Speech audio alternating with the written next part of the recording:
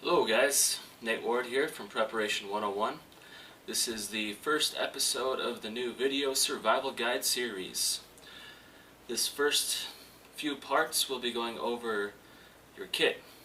Not just a survival kit, not just a bushcraft kit, not just a bug out bag, but the kit I've put together covers all three. So whatever you're interested in or your purpose is of this kit, you should be able to get a little bit of an idea from checking out mine. So I know this is going to be kind of a review over some of the other videos that I made in the beginning, but I have some higher quality camera gear and stuff like that I wanted to make a better video. I've gotten more practice being in front of the camera and delivering information.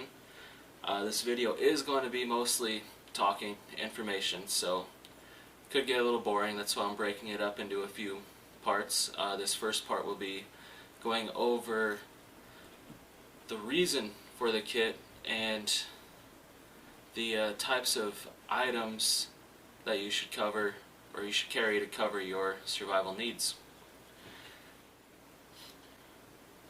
So first off, what is a survival kit?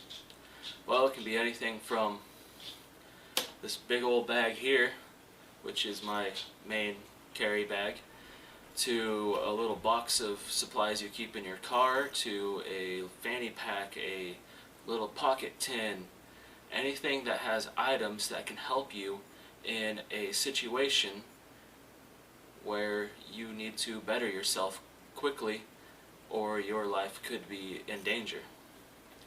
Now there's a lot of bushcraft, which to me bushcraft is like more of the practice of survival skills, where you're actually going out into the wilderness and just training and bettering yourself and developing more self-reliant skills. The survival kit is just something that's more purely based off of if you are stuck in an actual life or death situation. May not be life or death per se, but it is something that can help you if you ever end up stranded somewhere or lost, something like that. And then there is the bug out bag, which is a type of kit that is becoming very popular in today's world, and it is something that if you had to leave your home or your safe place because of some events that happen that were unforeseen and just causes chaos, and you have to leave, you have to get out, you need to find a new place to stay. The bug out bag is your lifeline during that journey and is going to contain the tools necessary to keep you alive and hopefully comfortable. So my bag is pretty much all three of those things. This is my survival kit, it is my bushcraft kit, and it is my bug out bag. So the tools I'm going to be going over and talking about what you might want to carry or consider carrying, keep that in mind. This is for all three types. It's not for one specific type of kit or the other, so there might be some items you disagree with, some you think fit perfectly. So I hope you guys learn something and enjoy.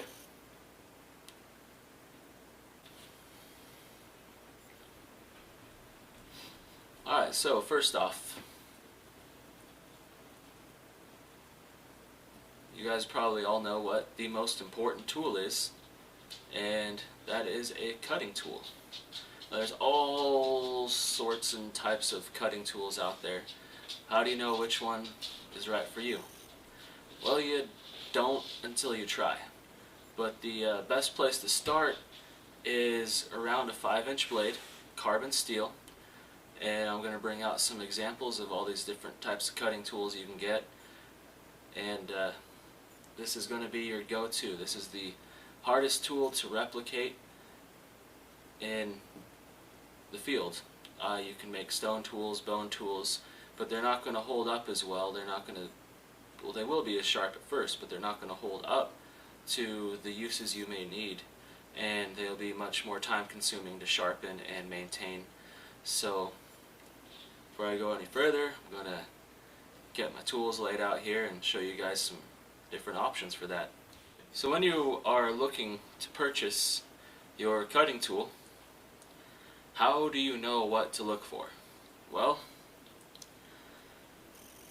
first of all, it's really good to have a carbon steel. Carbon steel is harder than stainless. It stays sharp longer.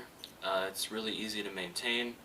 It will rust, unlike stainless, but it's pretty easy to clean it up and keep it from rusting. You also want to consider blade length. This is about a 5-inch, between 4.5 and 5, something like that, on this Mora bushcraft here. This is my main carry knife right here.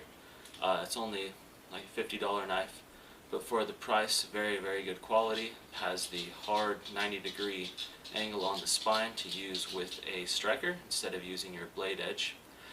This thing is razor sharp and easy to keep razor sharp, but you really want to go with a fixed blade, not a folder or anything like that. Folders, if it's all you got, it's better than nothing, that's for sure. Like the saying goes, what's the best knife?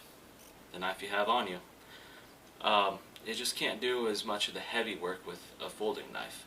And you do want to try and avoid serrated edges. They're not really any good in woodworking and that type of stuff. You might also consider a multi-tool, but not for your main tool. This is a great backup. And also the pliers are very, very handy, especially when cooking and putting things and pulling things out of the fire and that sort of thing. These knives I have laid out here are kind of organized by price. This Mora Companion, if you've seen the discount kit videos, you know all about this already. This is a Mora Swedish fire knife.